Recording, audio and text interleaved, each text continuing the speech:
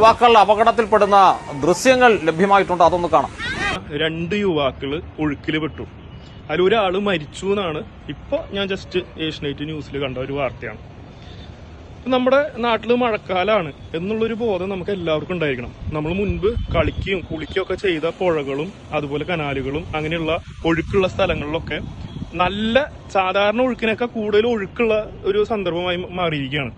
മാത്രമല്ല, ചിലപ്പോൾ മുൻപ് ഒഴുക്കുണ്ടാവാതിരുന്ന പുഴകളുണ്ട്. വലിയ ഒഴുക്കൊന്നുമില്ല, വളരെ നേരിയ തോതിൽ ഒഴുകുന്ന പുഴകളുണ്ട്. ശരിക്കും പറഞ്ഞു കഴിഞ്ഞാൽ ചിലപ്പോൾ അത് ഒഴുകുന്നുണ്ടോ എന്ന് തന്നെ നമുക്ക് തോന്നാത്ത പല പുഴകളുണ്ട്. ആ പുഴകളൊക്കെ വളരെയധികം ശക്തമായിട്ട് ഒഴുകിക്കൊണ്ടിരിക്കുന്ന ഒരു സമയമാണ് ഈ ഒരു സന്ദർഭം എന്ന് പറഞ്ഞു കഴിഞ്ഞാൽ.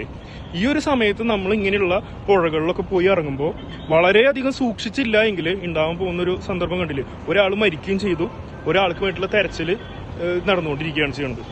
അപ്പോൾ എനിക്ക് പറയാനുള്ളത് ഇത്ര മാത്രമേ ഉള്ളൂ.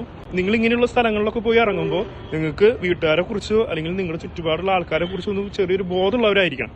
അല്ലെങ്കിൽ നിങ്ങൾ മരിച്ചു പോകും, ബാക്കിയുള്ളവർ ഇതും കണ്ട് നിങ്ങളുടെ ആ ഒരു മരണം കണ്ട് വേദനിച്ച് ജീവിക്കേണ്ട ഒരു അവസ്ഥയിലേക്ക് നിങ്ങൾ എത്തിക്കാതിരിക്കാനായിട്ട് ശ്രമിക്കുക.